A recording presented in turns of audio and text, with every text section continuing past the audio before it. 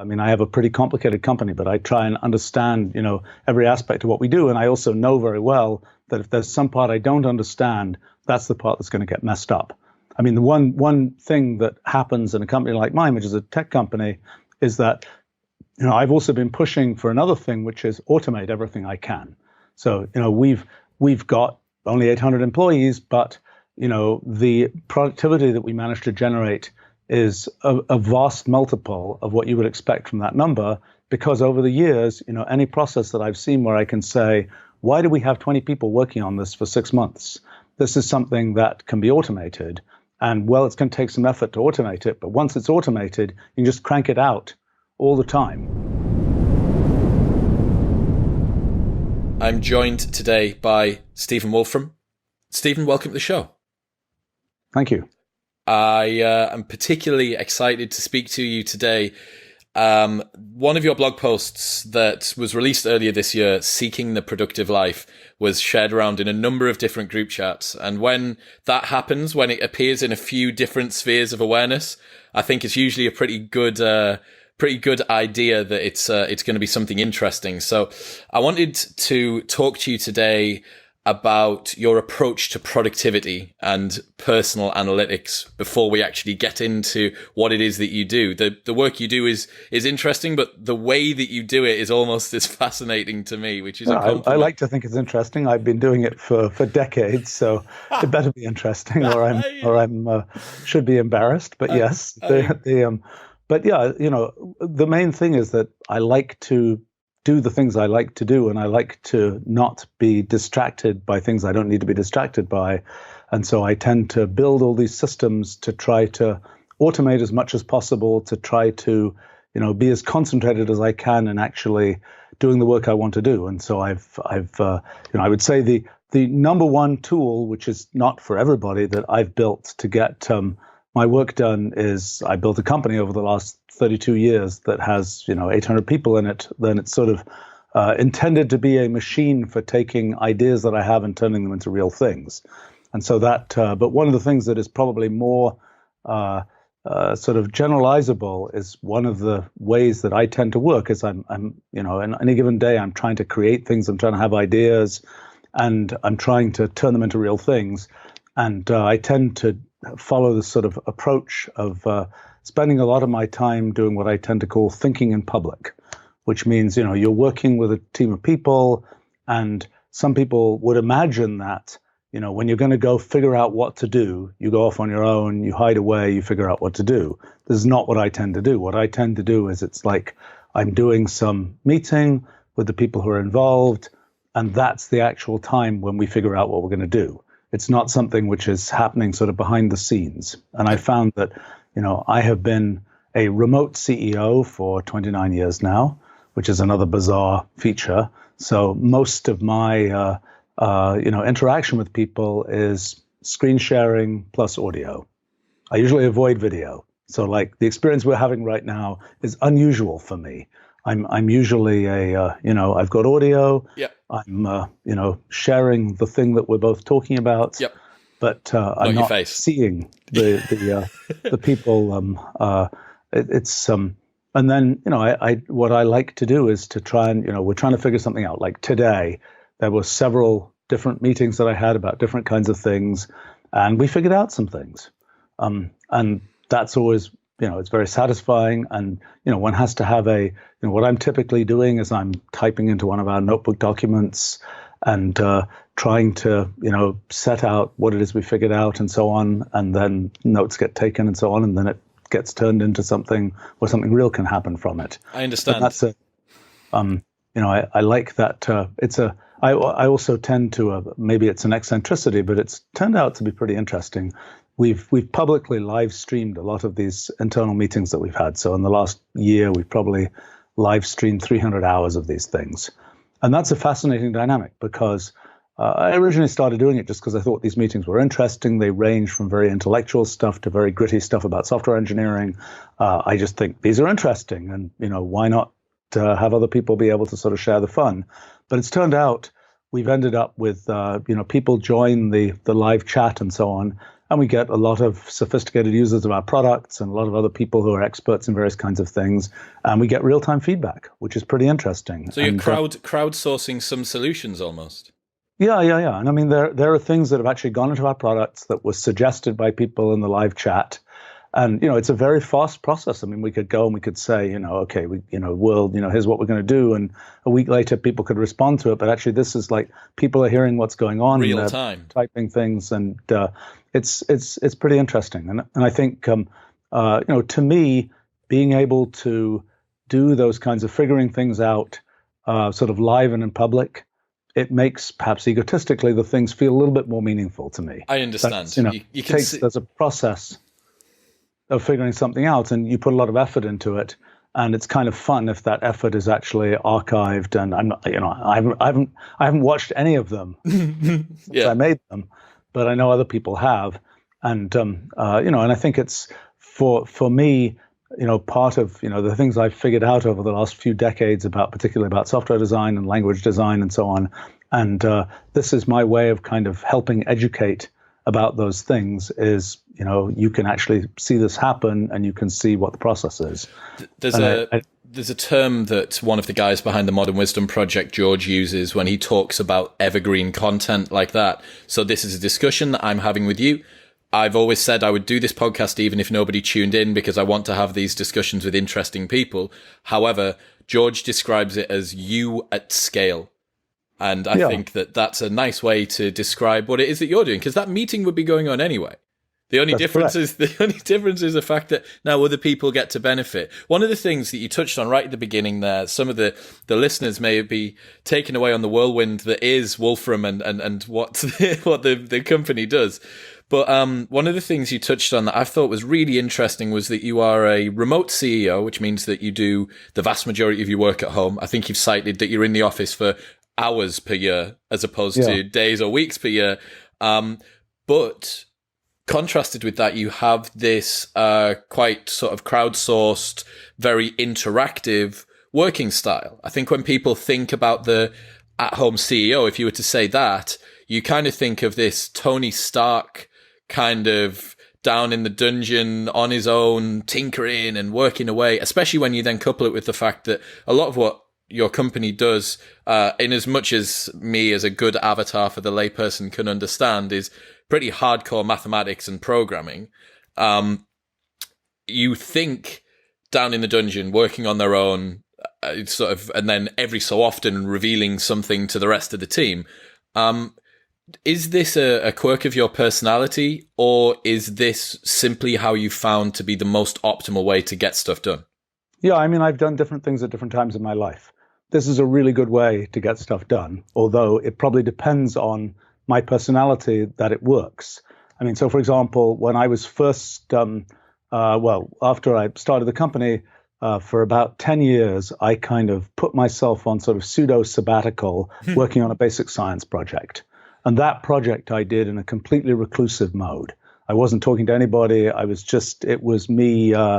I happened to be in a high up room rather than down in the basement. But other than that, it was pretty much caged and working on my own. And I was, my schedule was sort of shifted around. So I was working typically I would do stuff with the company in the afternoons, and then I would go off and start working on my basic science project.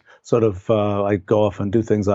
During the time when I did the basic science project, I had some kids, and I was doing things with the kids for a while, and then I would go and starting at like 8 or 9 in the evening, work until 6 in the morning, doing basic science basically on my own.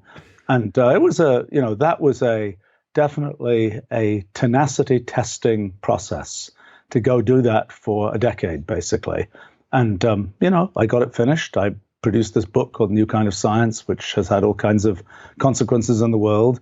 But it was, it was definitely a pretty intense way to work. So I changed the way I worked after that, and decided that I would try doing this much more, with my internal group, kind of this thinking in public type mode. And it's great. Now, it depends on the fact that you have people that you're working with where there's sort of, I don't know whether it's good chemistry, but where people kind of know what to expect. And, it's probably, I don't know, one could probably figure it out. I should know the analytics of this from my from my live streams, but I'm guessing there's probably 150 people who sort of make an appearance in some live stream or another. Yep. So that's kind of out of maybe 800 people in the company. So that's probably that's the set of people where they kind of are in the right flow to be able to be involved in these kinds of live stream type meetings. It's interesting that you say that they need to know what to expect from you, and kind of you do vice versa. If you were, I think a lot of people, I've just come off a podcast with Robert Greene, and we're talking about inter-office politics and people having to wear masks and all sorts of things like that. Most people's jobs are a combination of the solo warrior, perhaps, cubicle work, typical knowledge work, emails backwards and forwards, and then some meetings, some collaborative meetings. And for the meetings, a lot of people have to play the role of whatever it is, the boss, the subordinate, the this, the that, the other.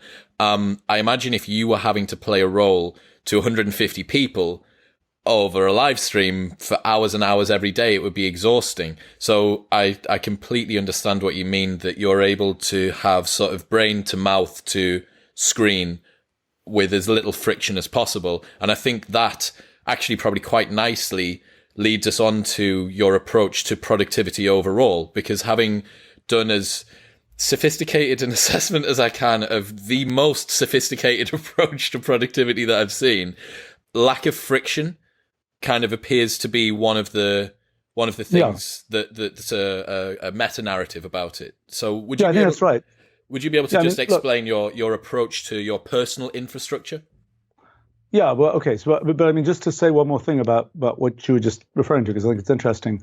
I mean, the fact is, my company is sort of constructed to be a direct communication kind of place. So, we've another feature that makes the remote CEOing thing less weird or even more weird is that, I set this example, nearly 30 years ago of being a remote CEO. So that means that the majority of people who work at my company work remotely. Are they all at home as well? Or in their own office or whatever? All kinds of random places. I don't even know where they are. I mean, occasionally there'll be some interesting thing. Somebody will say, well, there's a volcano erupting that you can see next to a shark window. Or something like that. Yeah, right. And it's and then you find out where they are, which I don't typically pay that much attention to. Yeah. But I think that's the fact that one can develop a company culture where people are able to actually say what they think. And, on these live streams, they're very unvarnished. And so people will be,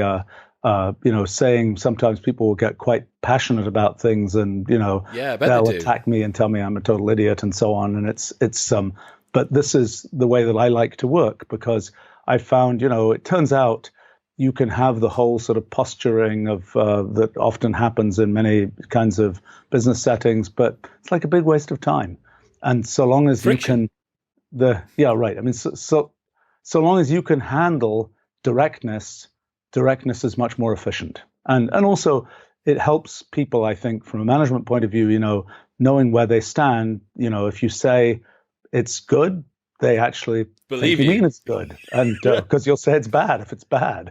But in terms of my personal mode of doing things, I mean, one thing is the question of what projects I do, because that's sort of the starting point of how one is productive. I mean, I've been lucky enough that I've basically been able to build a technology stack for 3 decades. And much of what I do is something that will fit into that technology stack. There are things that, fortunately, it's a broad range of things. It's a broad range of kinds of different intellectual areas and so on. But when I imagine, I'll do something, completely different. I'll write a play or something. Okay, if I did that, I have no idea. That would be a big need a new system. I'd have no idea what to do with it.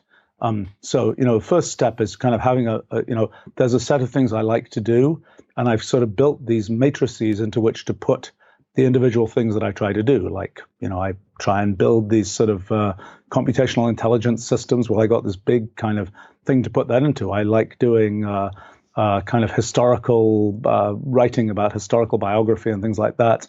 I have another kind of matrix into which I can put things like that. And I try to avoid doing things which are kind of which don't fit into any matrix I have, because I know that the kind of cost of getting something out, if it isn't in some sort of matrix, is really high. So that's That's sort of one step. I understand. In terms of kind of my sort of daily life, I tend to be a very it's very scheduled. It's very kind of structured, and I've built all these systems for sort of prioritizing. In a sense, I cheat because I have a whole company that's dealing with things like prioritizing what I do. So Yes. this is not, but we've had to build these systems for. I would say that the number one meta system is I have all these ideas all the time. Like I've had several ideas today, which will turn into, which have the potential to turn into lots of work. The thing I like to do is to have ideas that actually turn into something real. I find it very frustrating just have ideas and not have anything happen with them. So it's a question of how do you build a system where you can make concrete those ideas and then actually kind of have the right project management and the right kind of flows to make that happen. But in terms of my own like I like to work. The work I do is what I choose to do.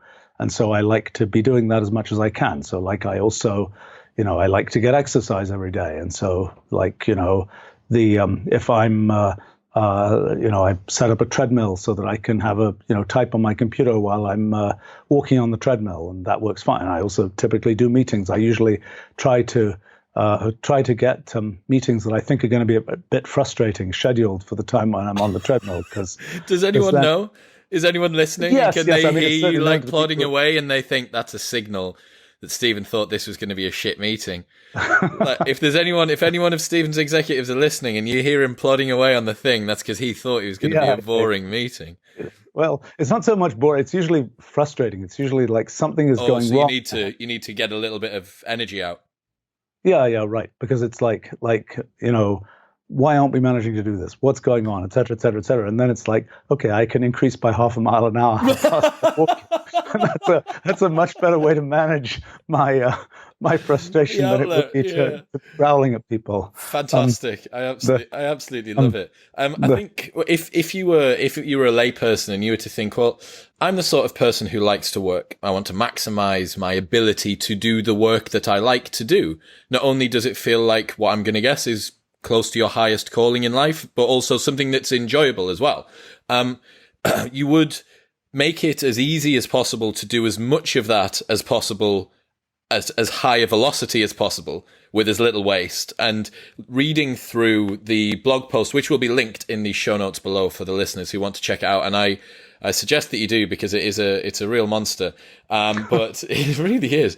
The particular setup that you have, which is like you say, these matrices, as you've described them, which are kind of these systems, I guess, people would, in more sort of common terminology, where you have a desk which moves from sitting to standing very easily at the touch of a button. You've optimized the ergonomics. I think I'm right in saying that you're left-handed, and you've realized that you use a older style roller mouse, right, rather than a trackpad. Yeah. Right. Usually when I'm at my desk, yes, because I found that that's somewhat faster. I mean, the point is because I record all this personal analytics about myself, most of it, for the last 30 years, I've recorded tons of things like, well, obviously all the emails I send and receive. And then probably for the last 20 years, I think I've recorded every keystroke I type, and I record kind of an image of the screen that I've in front of me and things like this. And most of the time, I don't look at any of this. Right? Most of the time, it just appears in a blog post at the start of the year. Yeah, right. Well, right. And occasionally I'll look at it, but something like, is it faster for me to use a left-handed mouse or a trackpad? I can answer that question because just go look at the data, and it takes me, probably 15 minutes to go answer that question because I've got different computers with different setups, and I just can see how fast things work. Can compare the two. Yeah, I think I'm right in saying that you've done 1/3 of a million emails since 1989 and more than 100 million keystrokes. No, much more than that. I've done, let's see, I get a thing that shows me every month. So I've sent 850,000 emails. This blog post from 2012. Yes, right. Yeah, yes. You've really stepped it up. You've done 500,000 in the last in the last that's 7 right. years.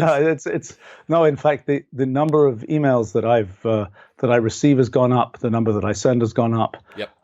It's yeah. I mean, that's another feature of at least my life is you need to learn to make decisions quickly. Otherwise, you just go totally bonkers. Mm-hmm. So I'm getting hundreds of emails every day, and it's great when one of them is spam. It's pretty rare that it's spam because that's Archive. just a quick delete. But most of the time they're emails that I sort of should get in some sense. And a lot of the time they're things which are some kind of decision, like, do we do this? Do we do that?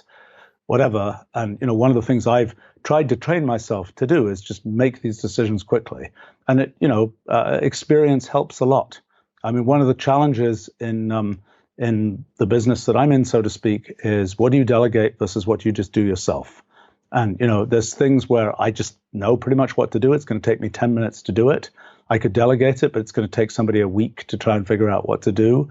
And there's a chance that they won't do the right thing. And so what I tend to do, my solution to this is that I'll tend to do this kind of thinking in public way of doing it. I'll say, yes, I'll do this, but you're going to watch what I do.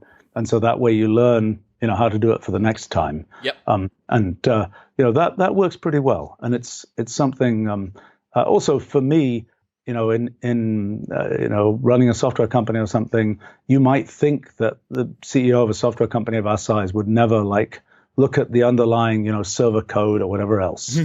But the fact is, from time to time, it's just easier for me to just look at it. Yep. And it also, the dynamic with the team, for example, tends to be, you might think, oh my gosh, that's totally traumatic to have the CEO go look at something that some junior person was supposed to work on. Yep. And, and I suppose sometimes it is traumatic if something really stupid was done, but that's the rare case. Yep. It's usually it was actually hard. And the main thing that is communicated is the CEO cares about what this junior person does and isn't totally clueless about what's involved in doing it. And that's a positive message, so to speak. And I think this theory that you should, I tend to delegate whatever I can delegate. That's one of my sort of principles of leading a productive life is delegate what I can delegate, but don't delegate too much. And there are cases where one sort of instinctively delegates things. I mean, over the last decade, I think I've learned more about this. There are cases where it's like, oh, this is a trivial thing. This is something about some, random network issue, whatever. Let me just delegate that. And turns out that's just a bad idea because given the experience I have and so on, I can solve it in 10 minutes. Are there any metrics that you use for that, or is it just experience? You said you've stepped it up recently. Yeah, it's just experience. And I think, one of the things that's complicated is because, I've been in the software business and so on for a disgusting number of decades now, I just know a lot of stuff. And and I've gotten better at problem solving and debugging things and so on over the years. And there's not really a substitute for an extra few decades of debugging experience. I couldn't agree more. So to draw a little bit of an analogy between two industries that I probably guessed you never thought would be analogous. I run club nights. So I'm a club promoter, running nightclubs, late night industry and stuff like that. One of the things that's interesting, myself and my business partner are the two MDs of that company, and there's a couple of other partners, but there isn't a person in that company who hasn't started out as a flyer boy at the bottom. And it means that I understand the craft of every single layer all the way up. And because the company is inherently quite flat, even now at 800 members of staff, for us, a lot of them part-time and a lot of them a lot less technical than yours. But because it's very flat and because our ascension through it required us to learn every step of the way and then model what we did and then distill that back down to the guys that are below us, if push comes to shove and I get asked a question about pretty much anything, the likelihood is that I've either got a similar experience or the very experience that that person's talking about. And I think to any business owners or entrepreneurs in waiting that are listening, I think earning your craft and getting the bread and butter of your actual business understood to a high fidelity is a skill that's super useful. And when you think about CEO, you think about this, especially remote CEO. If you're not the guy that's in the basement that's working and tinkering, You're the guy that rocks up in the boardroom, like on his private helicopter once every whatever for like the AGM, like picks up his dividend and then goes back to the Seychelles or something like that. I don't think there's not much romance in that person. It's cool. Right. It's cool to have a CEO, I think personally, to have one that gets stuck in like yourself. Right. I mean, my principle about companies, I've told this to many entrepreneurs, is, on day one, the CEO has to do everything. And gradually you understand more and more of what the company is doing. And then you can gradually, hire people to whom you can delegate those things. But, I know in the history of my company, every area that I didn't really understand didn't get done very well. And that's it's for two reasons. One, because I wasn't there, I think it's partly a question of how the motivation of people, it's like, oh, the CEO doesn't care about this, we're not going to put so much effort into it. And it's partly just, it's harder for me to kind of assess it and clean it up and so on. So I think it's a very good principle that one should, understand, every aspect of, I have a pretty complicated company, but I try and understand, every aspect of what we do. And I also know very well that if there's some part I don't understand, that's the part that's going to get messed up. The one thing that happens in a company like mine, which is a tech company, is that, I've also been pushing for another thing, which is automate everything I can. So, we've got only 800 employees, but, the productivity that we managed to generate is a vast multiple of what you would expect from that number, because over the years, any process that I've seen where I can say, why do we have 20 people working on this for 6 months? This is something that can be automated. And well, it's going to take some effort to automate it. But once it's automated, you can just crank it out all the time. Scalability, and, right? Yeah, right. And that's been the story of what we've built, as a company. That's, the products we built and so on, help other people do that too. But the customer number one for these things is ourselves. Yeah. And, I also make a point, I build a lot of systems. Sometimes I build them myself. Sometimes I'll prototype them and get other people to finish them, that are for my own personal sort of productivity of, doing all these things of, I don't know, like, for example, I have a simple system that monitors the history of my inbox. How many pending emails do I have? How many unread emails and so on? Now, you might think, well, that's just a snapshot you can get by seeing how many emails you have. But for me, it's very useful to see that time flow to see, this week it's been growing. Oh, there's this, then there's a big cliff because I actually did a bunch of work, Yep. Processing these things and so on. That's a whole other dynamic. I did want to get onto your very special travel clock, but before I get to that, there's one thing that I noticed in your in the article that you talked about your personal infrastructure. You use a term that says any flat surface on your desk being a potential stagnation point for accumulating piles of stuff, and that is such a universal truth that anyone who's listening, like, unless you're a neat freak, look at your desk, and if there's like flat space, there's stuff on it. Like, I'm looking at mine now. I'm looking around you, and there's like a set of AirPods, like a diffuser that I've not used in months. There's like a coaster, like an external hard drive. So your actual physical infrastructure in terms of the way that you have your desk set up is to minimize that as well, right? Yeah, right. No, I have, one of my little hacks there is I have a fancy old wooden desk that I've used for decades. It's but it has these pullouts that I had put in at the front. So, there's the surface of the desk, which really just has keyboard and, the monitors and things like that. And I admit it has a pile of books on it right now, which it probably shouldn't have. Stephen, come on. Well, the problem with it, this is the problem. I happen to be working on some historical thing I was doing the last couple of days. And the problem with historical, research is it tends to involve physical books. And you kind of have to put them somewhere. They're either on the floor or they're on your desk. Yep. So these ones are on my desk. The good news about these books is once this piece is finished, which it will be in the next day or so, those books will go back in the cupboard, get reshelved. But what I do to try and sort of minimize desk stagnation, so to speak, is I just have these pullouts in the front of the desk. And so, if I need to actually, eat my lunch or, sign a document or look at a book, actually, just pull them out at the front of the desk and, do that, but I can't leave them pulled out because then I couldn't get in the way. Right. And so it kind of forces me to, after I'm done with it, clear it off, push it back in. I totally get it. It's a nice it's a little hack. Yeah. I mean, I've gradually accumulated a lot of these kind of little hacks over time.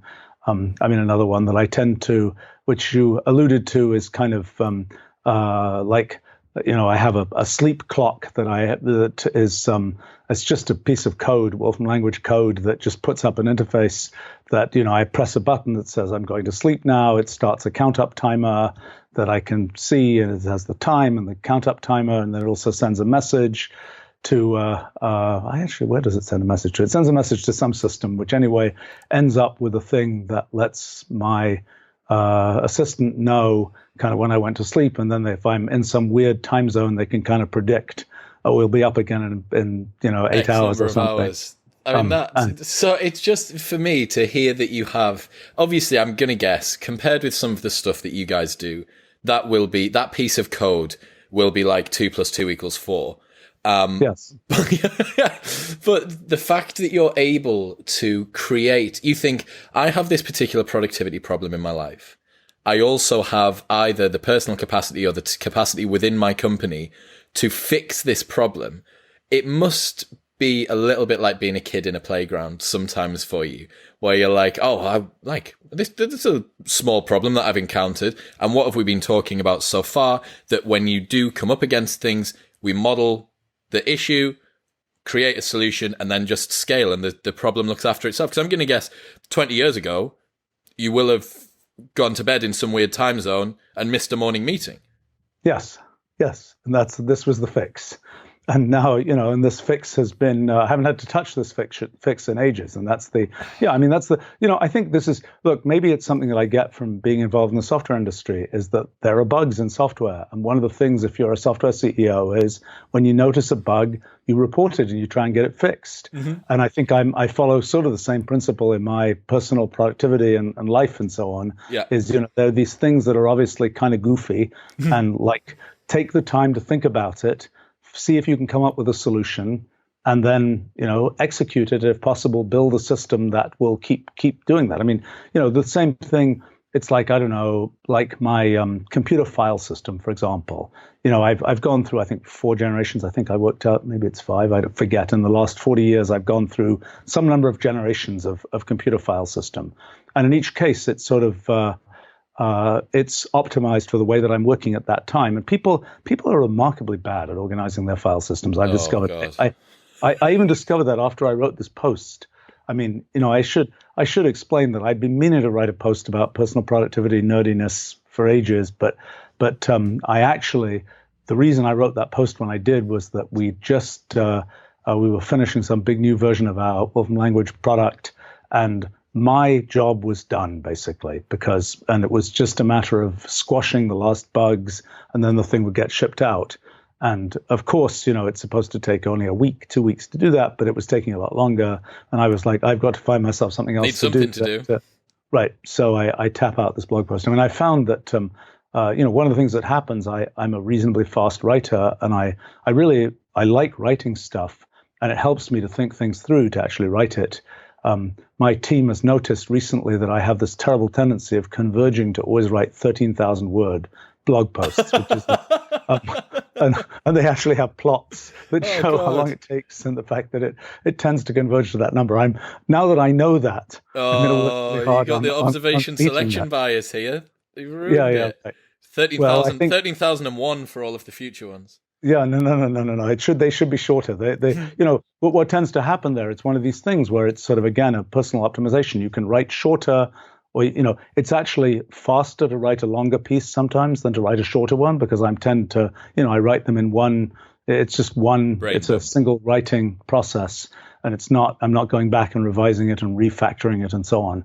And it's, for me, it's actually, I hadn't really understood. Maybe 5 or 10 years ago, I started writing a lot of blog post type things. And there's a lot of stuff I think about. And I was talking earlier about these kind of matrices to put things into. Back in the day there were things that I was thinking about, but I had no place to kind of, no place to put these things. Like, for example, I'm quite interested in history and philosophy and things like that.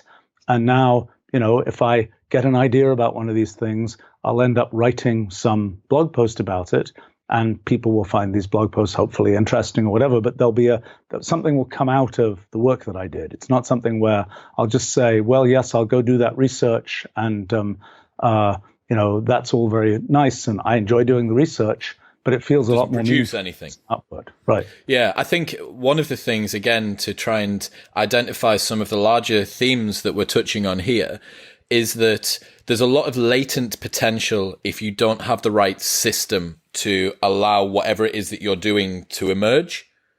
Because if you didn't have the system that was sufficiently low friction for you to write the blog post, whatever your capture for articles or for tasks or for brain dumps, and then your review system, David Allen's Getting Things Done, or a 2-minute rule, or whatever version of the Wolfram language approach I'm going to guess you have.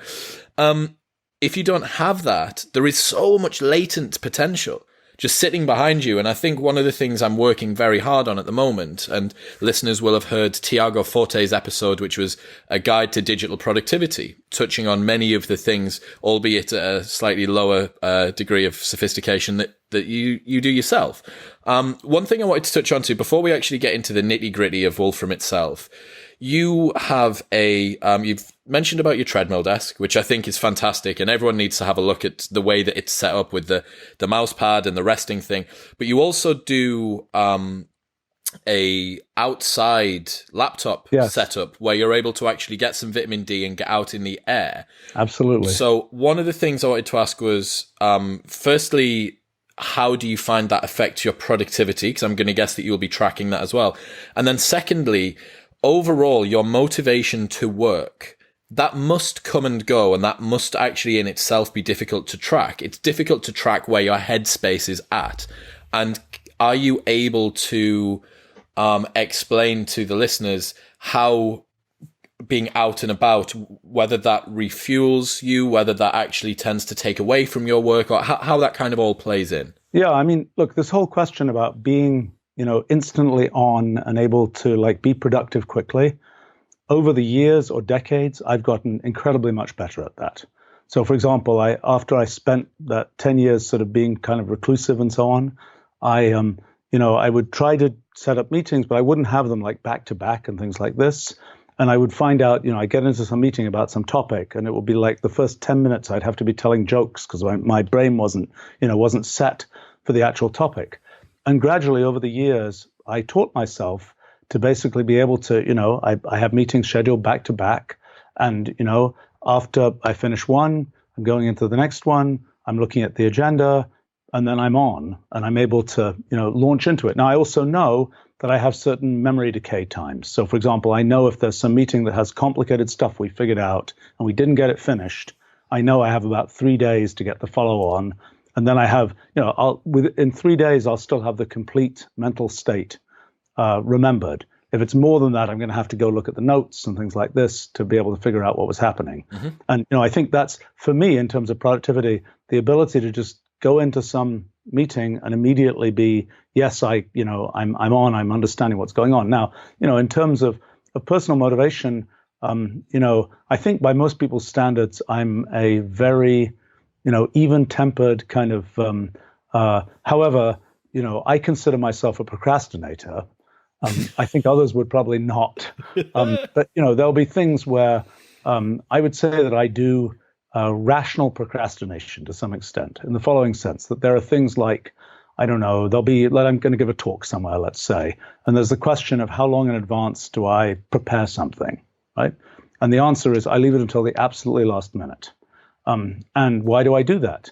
Because, for example, if I'm giving a talk somewhere and, the more I know about the environment in which I'm giving the talk, if I've seen the audience, things like this, the more likely I am to be able to sort of do a relevant job than if I'm sitting, 2 days earlier trying to prepare what I'm doing. So there's sort of forms of procrastination like that I tend to, and sometimes I will break my own rule and end up preparing something further in advance. Or another case is product releases. And the question is, you're working very hard to do a product release, and it's like, when do you write the marketing materials for the product release? Now, sometimes I like to write them before we even start building the product, because then I know why anybody would be expected to care about this. But often it's like you have to wait until the thing is done, basically, because otherwise you just, you can waste a lot of cycles, inventing things which, actually, it turns out once you've done it, you understood something different and so on. But I think in terms of this, personal motivation, look, the number one, the zeroth feature of my personal motivation is the things I do are things I really like to do. Now, when you build, I do big projects, I do projects that last decades. And, it is not the case that every micro piece inside every project is as fascinating as every other one. but somehow, I find I can I manage to average that out. I think different people tend to be at different times in their lives actually optimized for different lengths of projects. Like I find, at our company, for example, there are people who are like optimized for the 15-minute project. And those people, if they're in technical support, for example, it's fantastic. They'll come in, some issue will come in, they'll solve it in 15 minutes, everybody will be happy, on they go. And there are other people who are optimized for, the 3-month project. And if you feed the 3-month project person the 15-minute project, they'll spend the first week, preparing the structure that they need to do the project, and it's all a big disaster. You could have done it halfway before lunch. Yeah, exactly. Yeah, right. So I think it's one of these things where you have to be picking projects which are sort of optimized for your I wouldn't claim that every single thing that I do every single day. Like this morning, I was working on some stuff that it was like, it's kind of, it's not, I don't consider it the most thrilling, but yet, the end kind of justifies the effort spent on it. And I find that, almost anything done sufficiently well is interesting. And people are always saying, "Oh, this is such a boring area. I can't study it whether it's in science or in technology development. This is just so boring." And it's like, no, if you actually try and think about it and you try and really understand what's going on, it will be interesting. And that's also a piece of self-motivation that I use, because it's what my experience has been. And sometimes when you do things where you think, "Oh, this is kind of boring, I'm just going to skate over the top of it," then it is boring. Yep. But when you actually dive in and you really try to understand what's going on, turns out it's actually pretty interesting and pretty intellectually challenging or whatever else. Yeah. But in terms of walking outside, my wife had been saying for probably 20 years that, it was a good, walking outside was a good thing. I was like, I ignore that, it's who cares. Yep. But I finally realized through some analytics that I did, to be fair, of course, that it was having, that when it happened that I was, spending time outside, it happened that my resting heart rate was lower. Yep. And that was a good sign that was worthwhile. And I found, there was the challenge. I had been thinking about this for like 20 years. How can I be just walking around and, typing on a computer? And I had thought back, sometime in the 90s, I was thinking, I'd use augmented reality. And I was trying to figure out how I could use a one-handed chord keyboard type thing. And so I had all kinds of fancy stuff. Yep. And the technology wasn't really there for that. And then it was about a little bit more than a year ago, I was at some fancy tech event. And actually, an event, the scenario was just really kind of funny. It was an event that put on by Jeff Bezos, and he had a photo op that involved him walking with this robotic dog. Okay, so I was so I happened to be right there. I think I'd just been talking to him, and it was there he was with the photo op and the robotic dog. And the robotic dog wasn't that exciting, but what was really interesting to me was there was a guy just outside the frame of the photo op who had this walking desk and a laptop who was controlling the robotic dog. And that for me was that was the winning piece of technology in this picture. And so I hadn't really internalized this idea that you could really have a walking desk where you just put a laptop on a thing with a bunch of straps that look like, somebody who's selling popcorn or something. Yeah, yeah. And and you could actually type on this. And I should have realized this 20 years earlier, because it's a trivial solution. It's, there's Absolutely. no It's a augmented baby reality. carrier. It's a baby carrier turned round to the Yes, yes, front yes. with a laptop on it. Yes. It's similar to the story, which actually a audience member, I used this in a podcast a couple of weeks ago, and one of the listeners messaged me and said that it's wrong, but it's the only useful example that I've got. And it's when the Americans wanted to try and develop a space pen that would write upside down in zero gravity, and the Russians just used a pencil. It's like one of those things where you think sometimes the simplest solution. I find it so hilarious to think about you around Jeff Bezos and this robotic dog, which is obviously supposed to be like the focal point of attention, and you being like, yeah, excuse me, just move the dog out of the way. Excuse me, mate. Just remind me what that strap around your neck's made of, please. That's carrying your your laptop. Right. Yeah, I think in the photo op, it looks like an autonomous dog, but the most interesting thing was the guy controlling it. I mean, it was, it turns out, to my surprise, it's perfectly straightforward to type on if you've got this thing in front of you. I didn't know it would be straightforward to do that. Now, what I found is I kind of have a hierarchy. If I'm writing something which is really all about writing, and I'm really trying to type the maximum number of words per minute, so to speak, then sitting at my desk or standing at my desk is going to be is always going to be the winner. Treadmill is a little bit less effective in terms of how fast I can type for a long period, and walking outside is again a little bit less effective. But the typical scenario for me when I'm walking outside, I'm usually using screen sharing and I'm in some meeting, and I'll be typing a certain amount of stuff, but it's not like when I'm writing some blog post or something when I'm just purely typing. And I find, what I tend to find is if I'm really in gear writing a blog post, then I can do it when I'm walking on a treadmill, and even sometimes when I'm outside. But when I'm kind of still just getting warmed up and I haven't quite, got into the swing of it, then I have to be sitting at my desk, or it doesn't really, I end up... a lot of cognitive effort to do that. I mean, just avoiding walking into things. I'm going to guess you must have to curate the routes that you actually walk to ensure there's no obstacles and stuff. Yes, I do. So before we move on to, I'm conscious of time, and I know you're a very busy man. Before we move on to a couple of cool things that I want to do with Wolfram Alpha and an explanation about Mathematica as well. Final question I wanted to ask about your productivity. Do you think that there's much more left in the system for you? Like, do you think that there's more that you can squeeze out of the lemon of sort of your life and your daily routine at the moment? Or do you think you're working close to capacity? That's an interesting question. I mean, I think, well,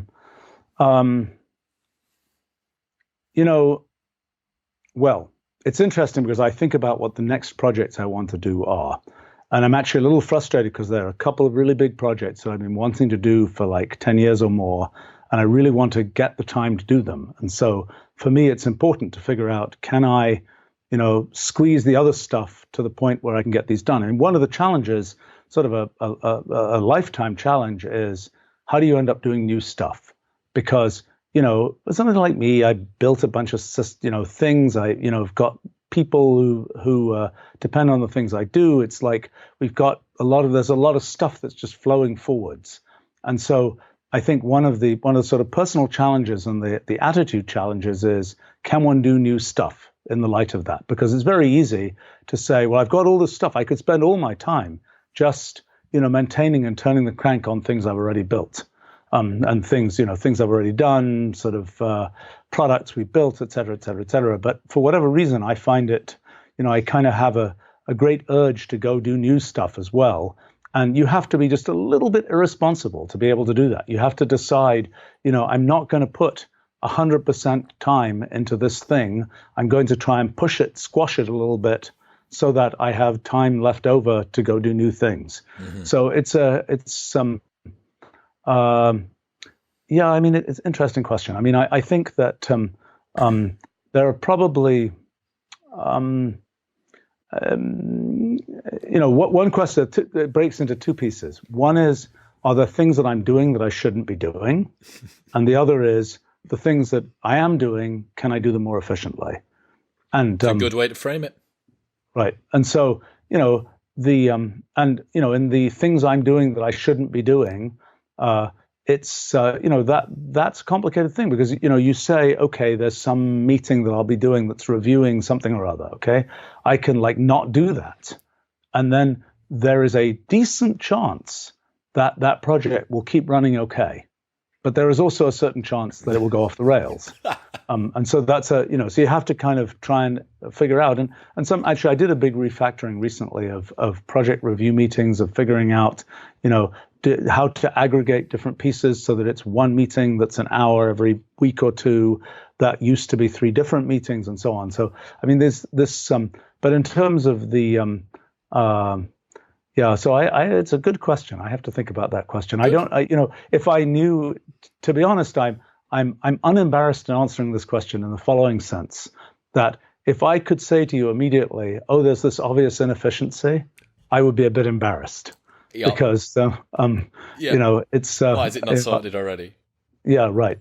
But that's I summary. think yeah, right. I mean, there's some as I work on 2 new big projects, they will have a slightly different rhythm than projects I have previously done, and so they will have their own kind of. It will take. I know that when I start doing some different kind of project, there's a certain amount of turbulence at the beginning as things aren't well understood, and gradually I understand what the systems are and get into the swing of it, and then it can flow nicely. I have to say, for someone who works in what to most people would feel like a very transactional, well-controlled, hermetically sealed environment that is code and maths, the way that you speak about the overall philosophy is a lot more the way that an artist or a musician would speak about it, to do with the sensations and the understanding, the experience-based conception of what is going to happen, which is emerging from all of this past experience that you've had. I think there's a lot to be said, as we've touched on already, that just spending time under tension, as you'd refer to it in the gym, of just getting to grips with the bread and butter, and then beginning to slowly add more and more on and expand that domain of competence is something that's very useful for a lot of people. So, final thing, Wolfram Alpha is an answer engine, not a search engine. Would you be able to explain to the listeners who don't understand what an answer engine is, what that means, please? Well, we usually like to use the term computational knowledge engine. That's our fancier term for it. Okay, but what it is a thing where you ask it a question in natural language, and it will try and compute the answer to that question. So you might ask it, I don't know, and you can use it. It provides computational knowledge for Siri and for Alexa. So it's the basis of Siri and Alexa, right? Like one of the the knowledge components, yes. So it's the thing that's answering. It's not the thing that's saying play this song. It's the thing that's answering the question. What's the population of such and such a place? Or if you type in, a good party trick with Wolfram Alpha is type in a first name, and it'll give you the mostly US data, or that has some other countries as well. It'll give you the number of people with that name who've been born every year in the last 100 years. Okay, so. But then what it has to do, because it's actually computing things, is it knows the mortality curves for people, and so it can figure out, what is the distribution of people alive today who have, first name Chris, for example. Yeah. Right. So then a good party trick is you type in somebody's name and it'll give this distribution. It'll say most common age of a person with that name, and just because of the way statistics works, there's a pretty good chance that the person you're talking to who has that name is of that age. Yeah. So that's fascinating. And what we're doing in Wolfram Alpha is for the last few decades, we've been accumulating kind of knowledge about the world in computable form. So, you can say, where's the International Space Station? Okay, so that's something you actually have to compute. You can't just, there's not just because it moves all the time. Mm-hmm. And you have to be working out, what its orbit is and so on, and then computing the answer to that question. So the thing we've done is mostly translating human natural language, the kinds of questions people ask, into a computational language, and then using the knowledge that we built up in our knowledge base to be able to answer those questions. I mean, kind of the goal in the end is there's a bunch of systematic knowledge that our civilization has built up. my goal, which to be fair, I've had since I was probably about 12 years old, is kind of to accumulate that knowledge in computational form and have it be the case that any question that can be answered on the basis of knowledge that's known in our civilization, we should be able to automate answering that question. That's kind of the goal. And we've been able to do that in more and more domains. And that's that's the story of Wolfram Alpha. And I use it like I'll use it probably today. I'll go type in sunburn and it'll tell me, because it knows where I am and it knows the UV index data and so on. And it knows, I can look up for my skin type. It'll tell me, it's whatever it is, 35 minutes to sunburn if I don't put on sunscreen or a hat or whatever else. Yeah. And that's, and I've been doing QA of that particular function now for probably 8 or 9 years. And I can say that the only times I've gotten sunburned are the times when I thought I was smarter than it was. Oh, it's the same as when you try and you don't listen to Google Maps and you think, no, this way home's always quicker. And it knows that there's the traffic jam there. And sure enough, you sat in the traffic, kicking yourself for not listening to Google Maps earlier on. So yeah, to any of the listeners who want to go and play some of these games, Wolfram Alpha at wolframalpha.com.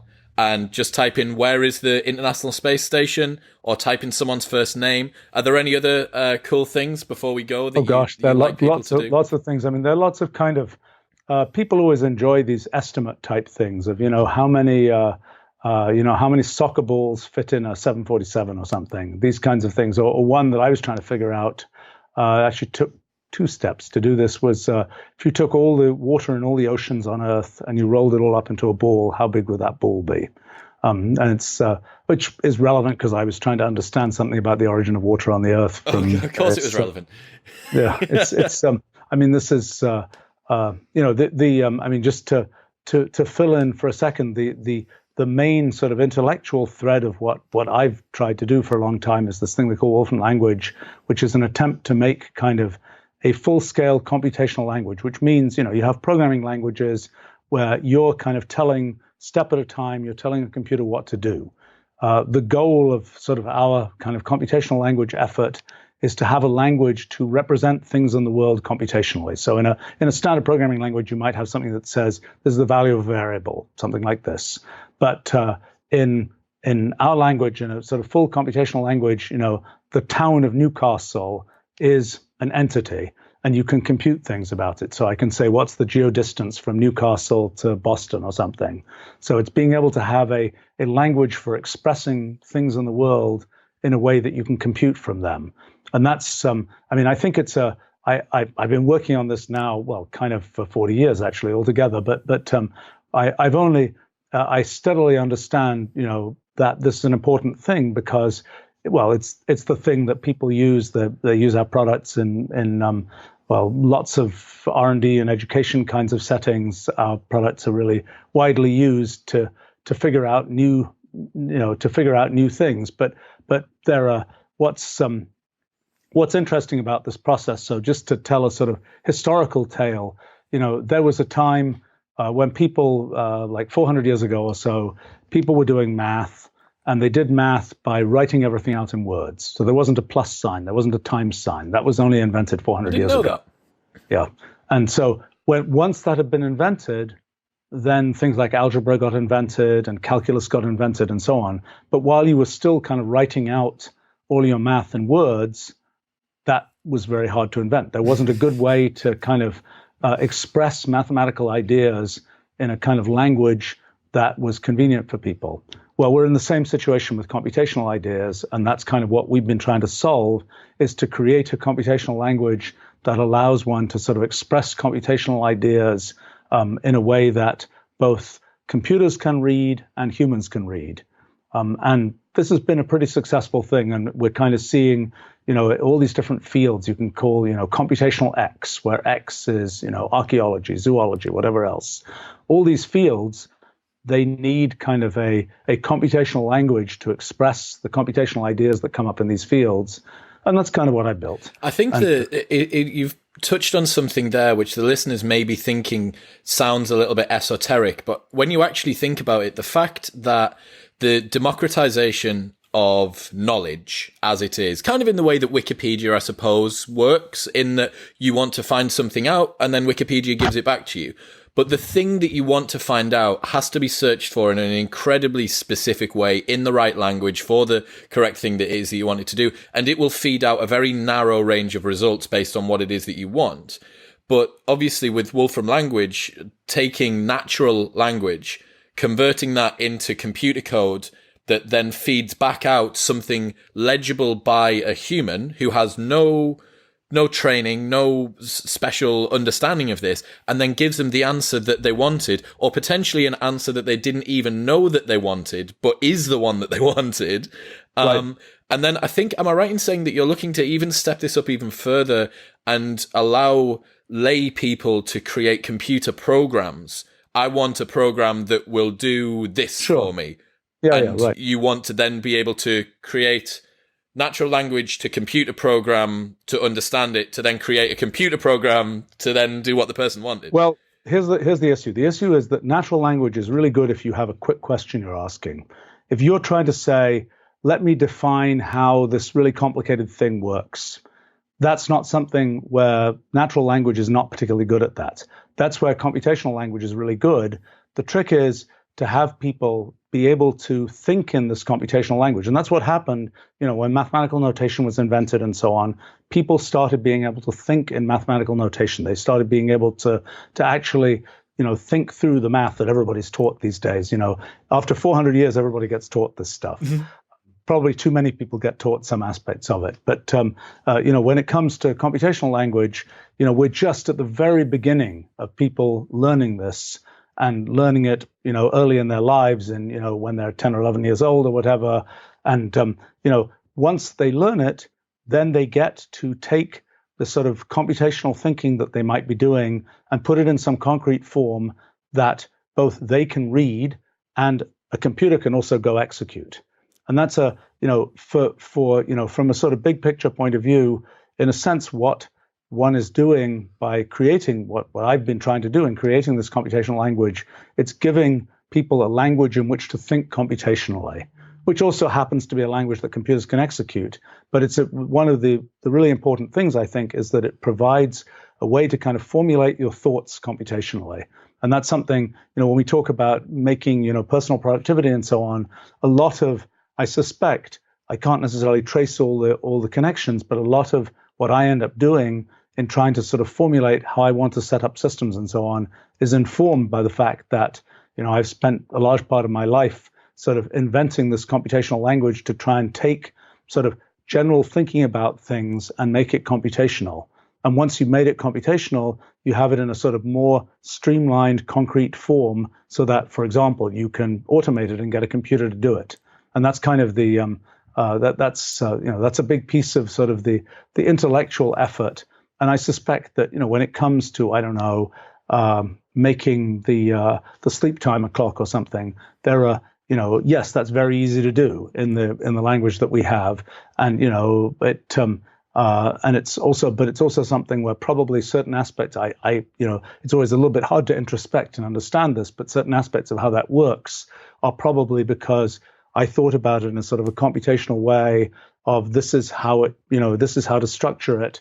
And it's not just like, oh, well, I'd like to know kind of when how long it was, how long I've been asleep type thing. It's kind of, there's probably a little bit more to it, which is a little bit hard to introspect and see through. But I think that's the, there's a mode of thinking that you have internalized that is your work, which sounds really weird because as a layperson, again, I don't code. I don't understand how to code. But I would have thought that the transfer from screen to real world would have been really limited. But what it actually appears is that you want to define things as clearly as possible, have a number of variables that you can control, and then have as little friction and then bugs in the system.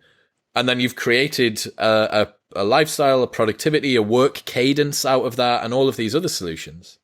See, I would think so. One of the directions is creating computational contracts. So people, blockchain people talk about smart contracts and so on. So the generalized version of that is computational contracts. That is, I'm sure in your work life, it's full of contracts of one kind or another. Yep. And those contracts are written down in legalese.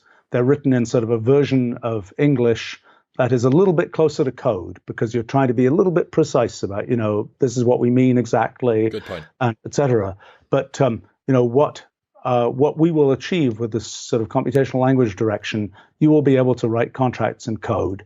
And that means that the importance of that is, sometimes the contracts as they're currently done, you actually want some wiggle room in some place or another. Yeah. But, when contracts are being executed automatically by machines and things, it's really, you can't really do that. And that's where, if you can express sort of a human, what you want to have happen, and you can express it in computational language, turn it into a computational contract, have it automatically executable, then that's an interesting thing that makes you've talked about friction. That's a great friction reducer, is to be able to say, no, it doesn't need a person in the middle of saying this is how this should work. Yeah. It's just automatic. It's you have some contract that says, I don't know what, based on the number of if you're promoting something, maybe you have some PR firm or something, based on the number of media mentions, they'll get some commission, some such other thing. But then what does that mean computationally? Well, that means computationally you have a program that says it's going to go search the web, it's going to have these criteria for deciding if it's a mention of this thing, and then there's just going to be some formula in there, and maybe it's going to use some machine learning classifier to decide if it was a positive sentiment mention or a negative sentiment mention.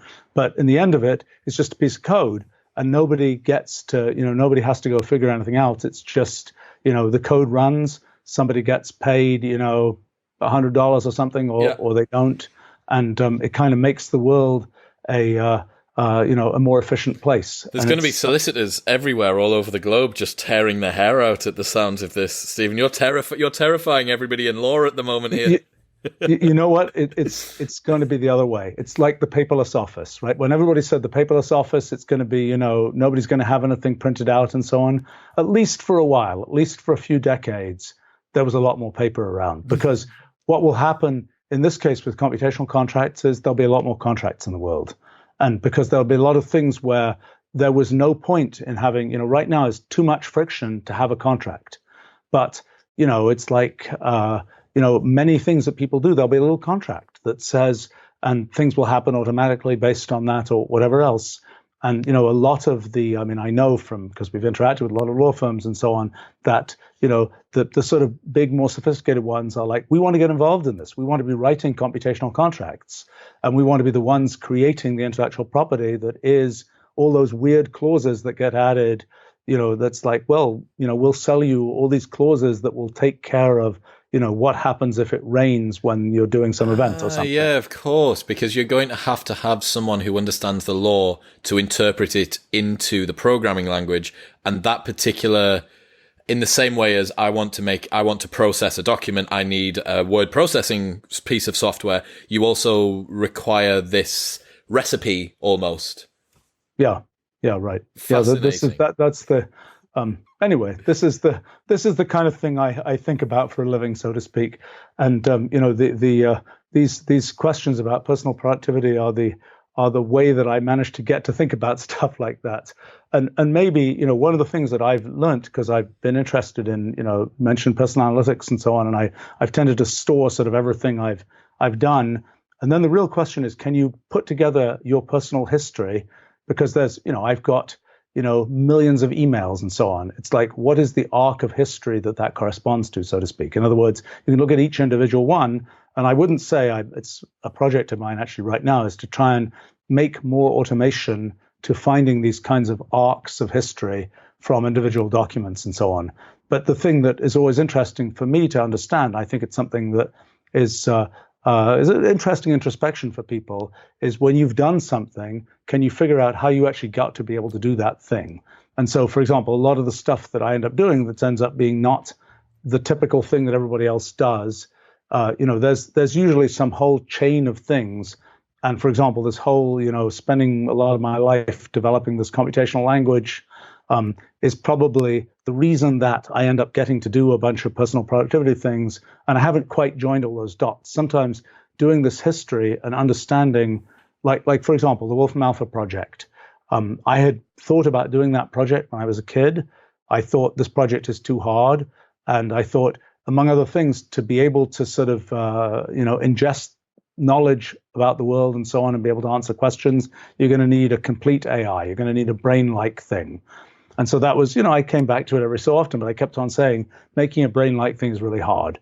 Then I did a bunch of basic science that I won't, that has all kinds of implications, but there's a thing called the principle of computational equivalence that comes out from that.